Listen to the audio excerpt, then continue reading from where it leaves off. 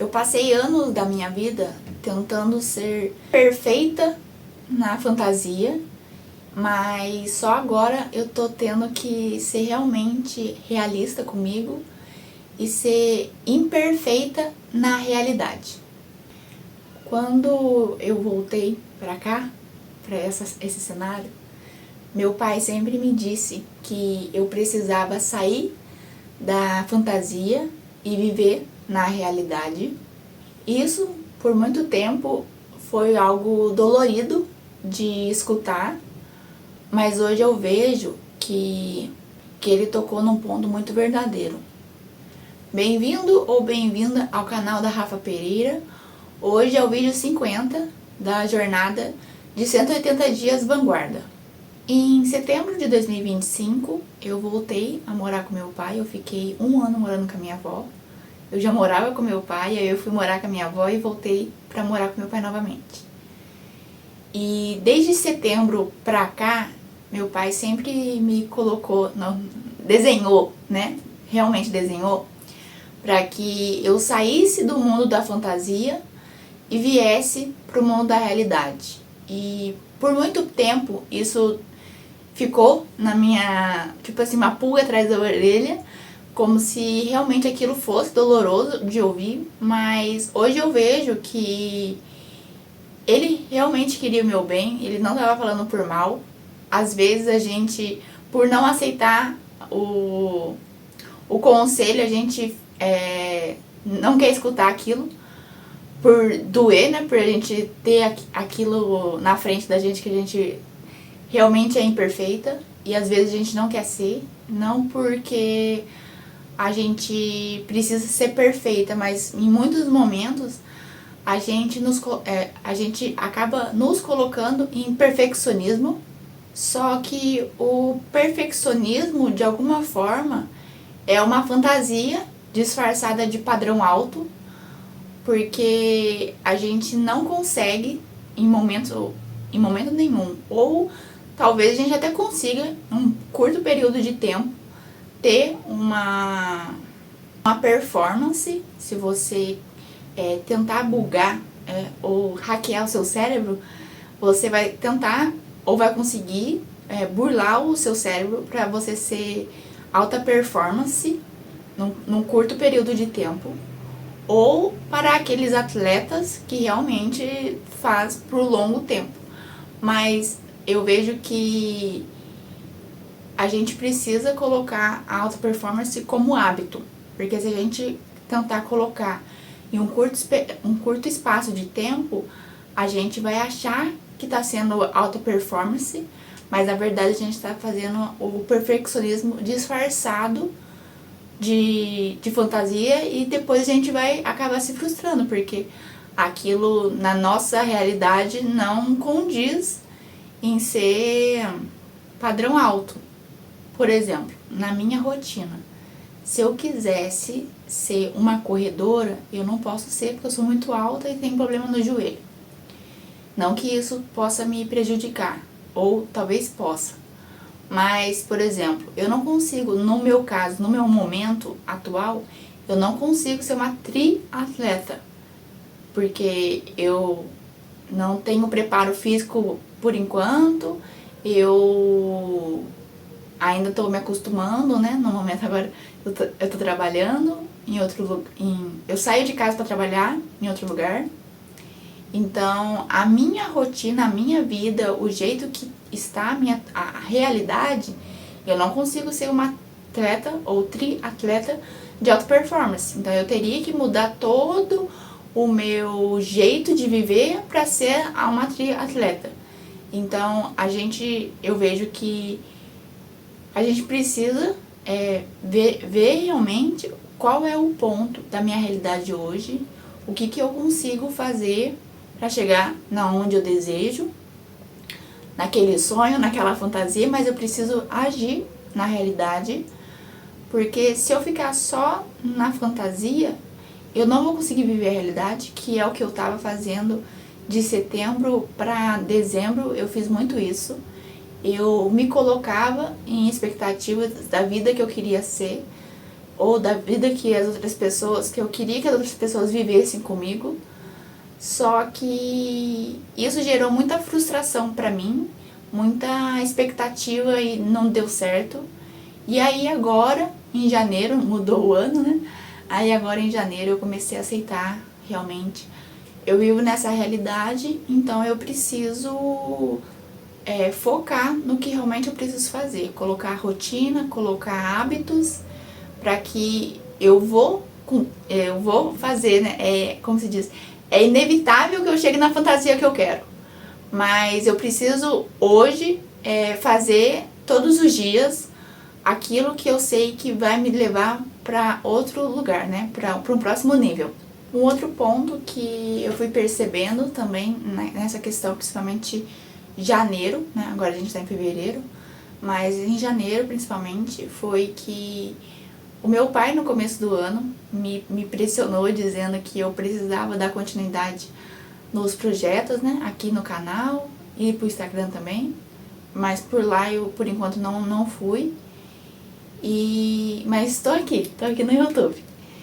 Então, ele me pressionou para eu continuar os meus projetos, para não deixar meus projetos de lado, mesmo que eu comece a trabalhar, que era o que ele tinha me falado lá em janeiro. E eu tô trabalhando e não tô deixando de fazer os vídeos aqui pro canal. Então, a realidade minha hoje é essa, e assim como ao se movimentar, a gente vai criando a performance. Igual, por exemplo, no vídeo de segunda, que eu disse sobre a vida ordinária, a gente precisa ser ordinário todos os dias para que a vida se transforme num extraordinário. Assim é na vida realidade. A gente precisa ir caminhando para que no decorrer do caminhar a gente possa se aperfeiçoando. E Deus, ele fala muito disso na Bíblia, que a gente vai fazendo as coisas. É como se Deus nos capacita para viver aquilo que Ele deseja. Então, eu não preciso estar pronta para começar. Eu preciso começar. E no decorrer do caminho, eu vou ficando preparada para os próximos acontecimentos que vão acontecendo na nossa vida e na nossa jornada. Um ponto que eu tive muito forte comigo foi agora, de janeiro para fevereiro, que eu estive muito fraca, né, no quesito de fraqueza, que foi o vídeo que eu gravei sobre dificuldade, né, que a dificuldade, quando ela aparece, ela não permanece, é só um ponto pra gente ser mais forte, pra gente ser mais resiliente, ter calma, ter paciência pra gente poder passar por aquele processo. E é nesses momentos que Deus se manifesta, né? Não é no momento de estar tudo certo, é nos momentos de fraqueza que a gente consegue se conectar mais com Deus também. E isso eu vejo que eu fiz errado, porque a gente precisa, né? Eu preciso, talvez você também precise se conectar nos momentos de fraqueza ou nos momentos de fortaleza com Deus ou com as pessoas que a gente acredita que sejam mais fortes que a gente. Eu comecei também, de alguma forma, talvez inconscientemente, a conversar mais com meu pai, a ter esse contato mais com ele, a conversar mais com meu irmão também, nesses momentos de dificuldade interna. Então, estar com as pessoas que de alguma forma são mais fortes que a gente, isso também é importante, porque a gente vai ser forte em alguns aspectos e fraco em outros, e de alguma forma a gente acaba se conectando com outras pessoas que são fortes naquilo que a gente é fraco e é fraco naquilo que a gente é forte. Então a gente acaba tendo essa conexão de aprendizado, de sabedoria, de agir, de colocar de agir mesmo, de colocar aquela fantasia na realidade, para colocar em metas, em hábitos, pra gente conseguir chegar na fantasia. Porque meu pai fala muito disso pra mim, que não dá pra você viver só na realidade, porque uma hora você vai ficar louco. Você tem que ter algum hobby, alguma coisa que te coloque na fantasia. No meu caso, o que me coloca na fantasia às vezes é assistir uma série, ler um livro, porque eu tô ali imaginando o futuro, então eu tô lendo o livro, ou às vezes eu tô pesquisando projetos que eu quero fazer num futuro, que no caso é uma fantasia, que eu ainda não coloquei na realidade, mas são pontos que a gente, eu preciso, talvez eu tô documentando essa minha jornada, para que você também aprenda, né? Tanto com os meus erros quanto com os meus acertos. Outro aprendizado que eu comecei a mudar com a minha personalidade foi que eu, de alguma forma, espero que você não crie muita expectativa sobre mim, ou que as outras pessoas, de alguma forma, não criem expectativa sobre mim, porque atualmente, eu não tenho criado expectativas na minha vida e nem na vida das outras pessoas, porque eu não consigo, por eu ser imperfeita, eu não consigo ser perfeita. E se eu não sou perfeita, em algum ponto eu não vou conseguir agradar as outras pessoas. E se Jesus, que foi Jesus, não conseguiu agradar a todos, porque em algum momento ele até foi crucificado, quem sou eu na fila do pão para ser perfeita? Então eu não consigo ser a expectativa do outro.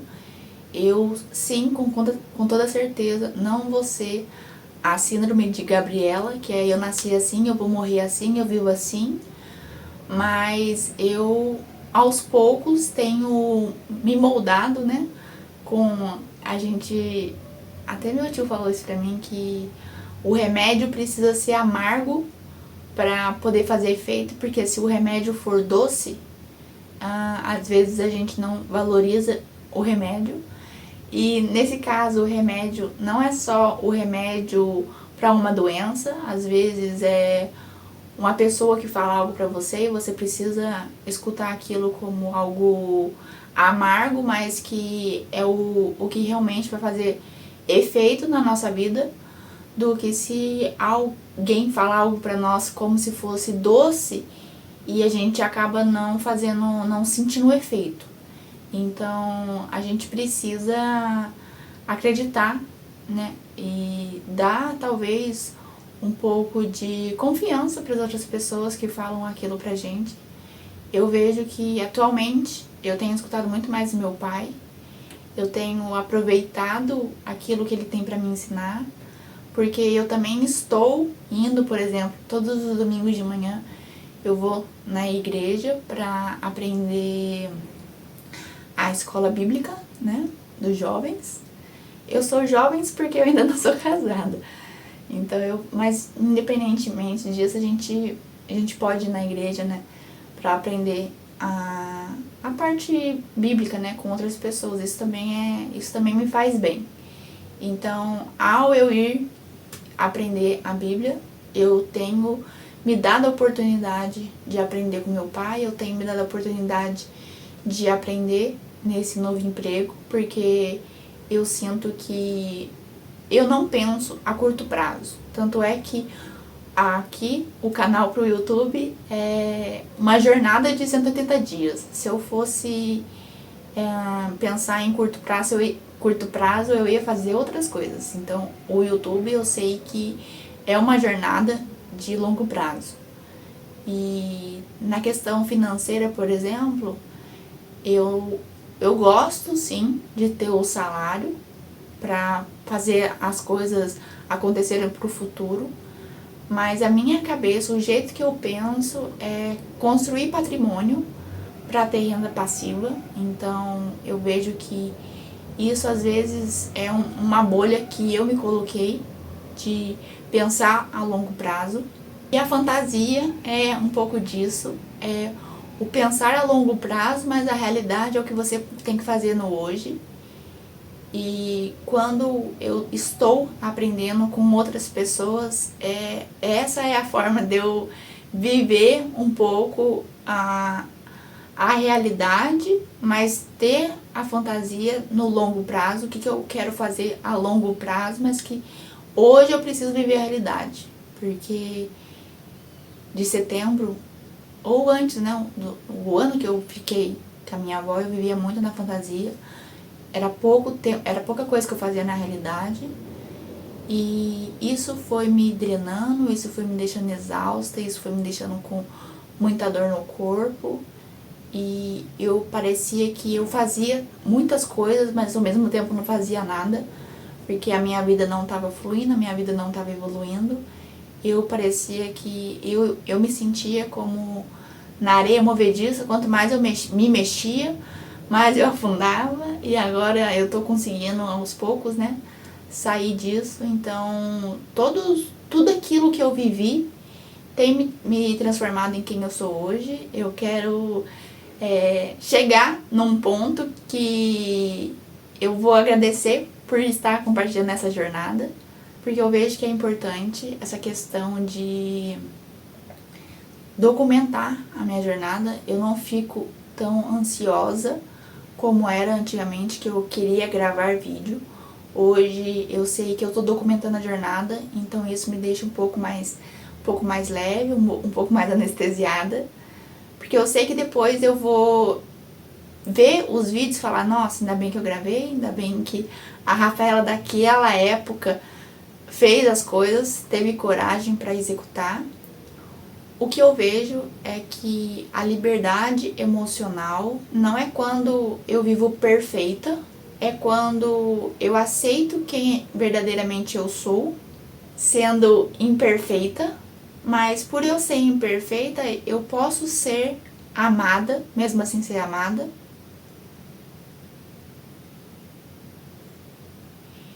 E com isso eu vou agir. Eu já falei disso aqui no canal sobre identidade. Foi sobre, primeiro eu sou, depois eu faço, depois eu tenho. E na casa da minha avó eu aprendi que eu só era amada se eu fizesse ou se eu tinha as coisas.